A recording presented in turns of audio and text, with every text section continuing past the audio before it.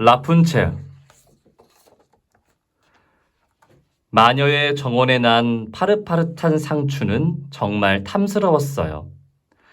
어쩜 저렇게 싱싱할까? 한 입만 먹어보았으면. 곧 아기를 낳을 부인은 하루 종일 상추 생각만 했어요. 부인은 결국 상추를 몰래 훔쳐 먹었어요. 하지만 얼마 안 가 마녀에게 들키고 말았죠. 화가 난 마녀는 부인의 아기가 태어나자마자 빼앗아 버렸어요.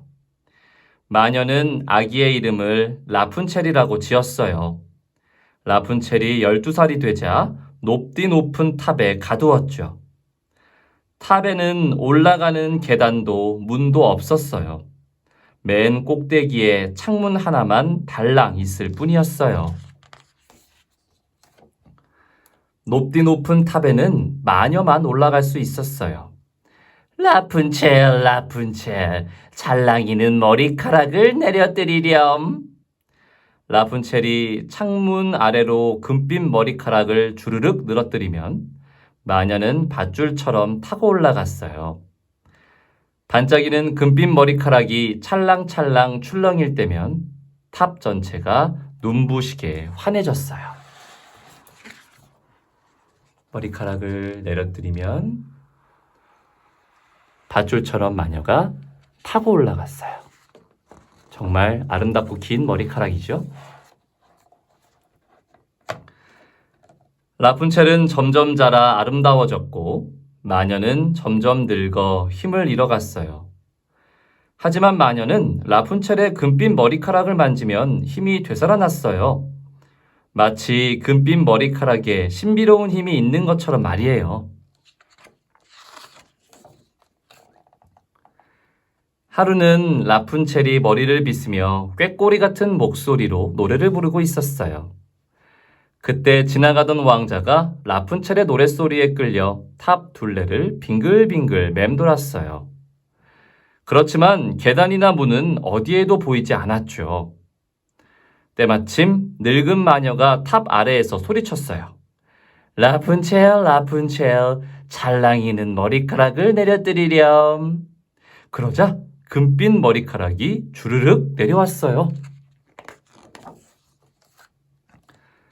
다음날 왕자는 탑 아래에서 늙은 마녀 흉내를 냈어요.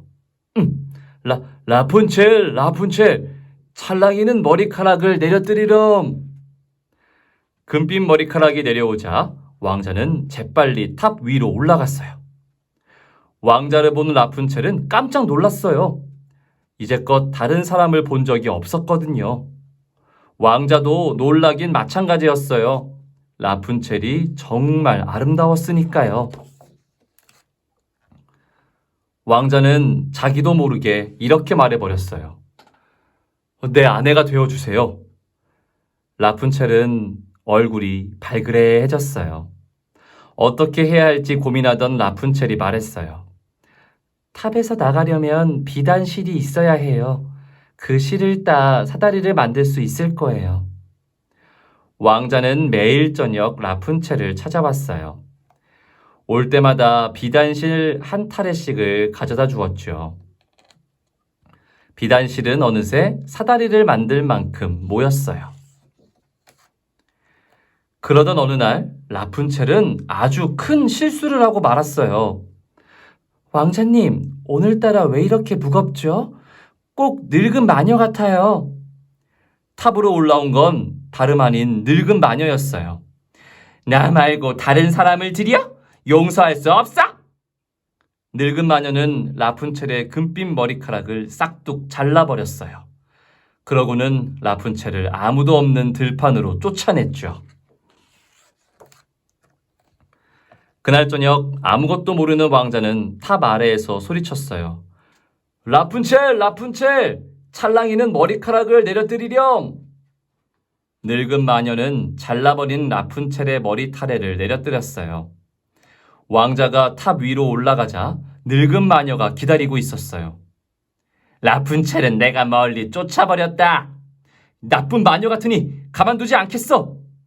하지만 왕자는 늙은 마녀를 당할 수가 없었어요. 왕자는 그만 탑 아래로 떨어지고 말았죠. 높은 탑에서 떨어진 왕자는 두 눈을 다쳐 더 이상 앞을 볼 수 없게 되었어요. 하지만 왕자는 두 눈을 잃은 것보다 라푼첼을 잃은 것이 더욱 절망적이었어요. 왕자는 앞을 더듬으며 라푼첼을 찾아다녔어요. 그러던 어느 날 꾀꼬리처럼 아름다운 노랫소리가 들렸어요. 아, 꼭 라푼첼의 목소리 같구나. 왕자는 소리 나는 쪽으로 달려갔어요. 왕자님! 라푼첼은 왕자를 한눈에 알아보았어요. 라푼첼과 왕자는 서로 끌어안고 눈물을 흘렸어요.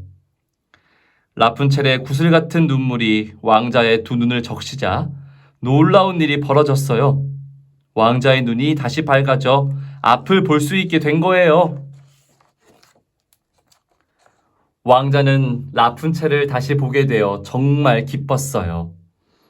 왕자는 한쪽 무릎을 꿇고 라푼첼의 손등에 입을 맞추었어요. 영원히 내 곁에 있어 주세요. 라푼첼은 수줍게 고개를 끄덕였어요. 왕자는 라푼첼을 자기 왕국으로 데려갔어요. 둘은 오래오래 행복하게 살았어요.